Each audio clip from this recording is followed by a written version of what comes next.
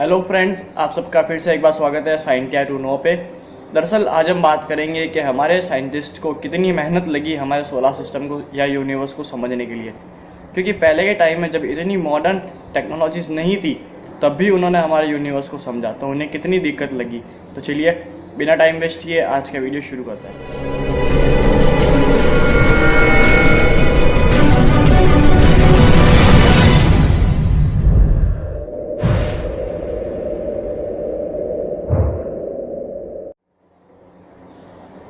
तो आज हम बात कर रहे हैं 340 BC ईयर्स पहले की।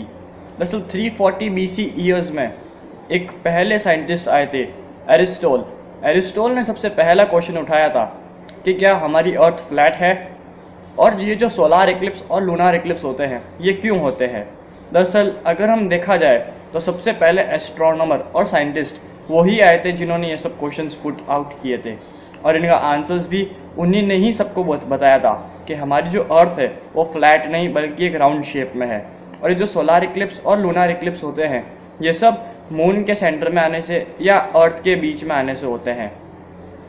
लेकिन उन्होंने ये भी बताया कि अर्थ हमारे यूनिवर्स की सेंटर है और बाकी सब उसके आसपास रिवॉल्व करते हैं, जैसे कि सन, मून्स और बाकी के प्लैनेट्स और स्टार्स, ये सब सन के आसपास रिवॉल्व करते हैं।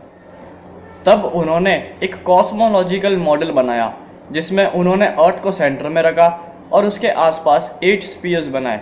उन 8 स्फीयर्स में से एक हमारा मून, एक हमारा सन, कुछ स्टार्स और 5 प्लैनेट्स थे। दरअसल 5 प्लैनेट्स इसलिए क्योंकि हम उस समय तक सिर्फ 5 प्लैनेट्स को जानते थे, और वो 5 प्लैनेट्स थे मरकरी, वीनस, मार्स, जुपिटर और सैटर्न। लेकिन उस कॉस्मोलॉजिकल मॉडल से और भी क्वेश्चंस पुट आउट होने लगे कि उस 8 स्फीयर्स के आगे यूनिवर्स में क्या है। फिर एक नए साइंटिस्ट आए, पटोलमी। उन्होंने सोचा कि अगर ये 8 स्फीयर्स है तो हमको मून एक महीने में 2 बार बड़ा क्यों दिखता है। इसका मतलब मून ट्वाइस बार हमें लार्जर क्यों दिखता है as compare to the other days. इस समय पटोलमी ने ये एजम्पशन किया कि जो मून है वो सिर्फ अर्थ के रिवॉल्व कर रहा है और अर्थ किसी और ऑब्जेक्ट के रिवॉल्व कर रही है। उसके बाद ईयर 1514 में 2 नए साइंटिस्ट आए, पॉलिश प्रीस्ट और निकोलस कॉपरनिकस। इन दोनों ने मिलकर एक बहुत ही सिंपल मॉडल दिया जिसमें सन सेंटर में था और अर्थ और बाकी के प्लैनेट्स सन के आसपास रिवॉल्व कर रहे थे। लेकिन उस समय कॉपरनिकस और प्रीस्ट की बात किसी ने भी नहीं मानी।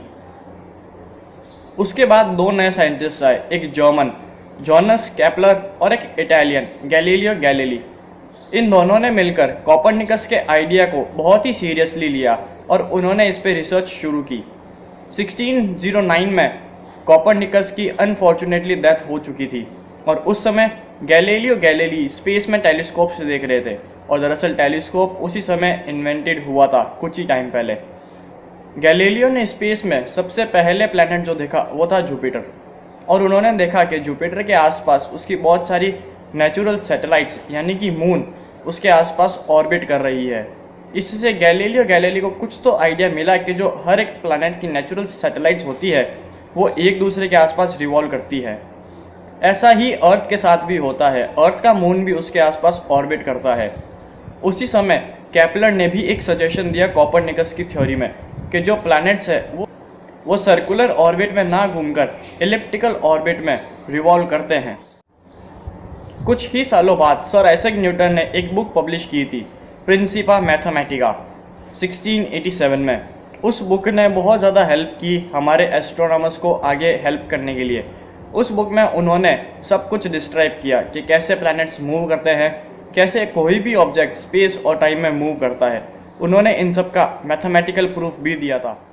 इसके साथ साथ उन्होंने बुक में लॉ ऑफ यूनिवर्सल ग्रेविटेशन का भी बताया था। दरअसल ये वो लॉ है जिससे कोई भी ऑब्जेक्ट दूसरे ऑब्जेक्ट की तरफ अट्रैक्ट होता है। जैसे जैसे उस ऑब्जेक्ट का मास बढ़ेगा उसका अट्रैक्शन फोर्स उतना बढ़ेगा। दरअसल ये वही फोर्स है जिससे हम अर्थ पे स्टिक्ड है और कोई भी ऑब्जेक्ट अर्थ के ग्राउंड फ्लोर पे आता ही आता है।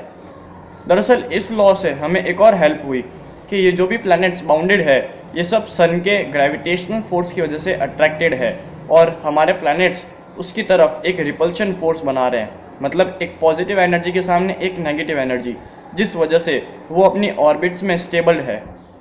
जब आइजैक न्यूटन ने थ्योरी ऑफ ग्रेविटी दी थी तब उनसे बहुत सारे क्वेश्चंस पुट आउट हुए थे कि जब हर एक ऑब्जेक्ट के पास अपनी अपनी ग्रेविटी है और वो एक दूसरे को अट्रैक्ट करते हैं, तो ये जो स्टार्स है स्पेस में ये एक दूसरे को अट्रैक्ट क्यों नहीं करते, और अगर अट्रैक्ट करते हैं तो ये किसी यूनिवर्स के एक सिंगल पॉइंट पे क्यों नहीं गिरते।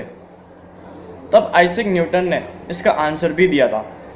अगर यूनिवर्स में फाइनाइट नंबर ऑफ स्टार्स है, मतलब एक नंबर की स्टार्स है, तो उनका एक सिंगल पॉइंट होगा। लेकिन अगर यूनिवर्स में इनफाइनाइट नंबर्स ऑफ स्टार्स है तो उनका कोई भी सिंगल पॉइंट नहीं होगा। और हमारे यूनिवर्स में इनफाइनाइट नंबर्स ऑफ स्टार्स है। इसका एक कंक्लूजन ये भी आता है कि हमारा यूनिवर्स इनफाइनाइटली फैला हुआ है। न्यूटन की थ्योरी ऑफ ग्रेविटी से एक ये भी कंक्लूजन आता है कि हमारा यूनिवर्स भी स्पेस में स्टेबल नहीं है, हमारा यूनिवर्स भी दरअसल स्पेस में अनस्टेबल है।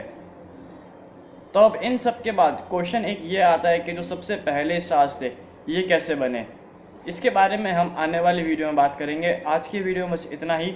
अगर आपको ये वीडियो अच्छा लगे तो इसको लाइक कीजिएगा, मेरे चैनल को ज़रूर सब्सक्राइब कीजिएगा और एक कमेंट ज़रूर लीव कीजिएगा। तब तक के लिए गुड बाय।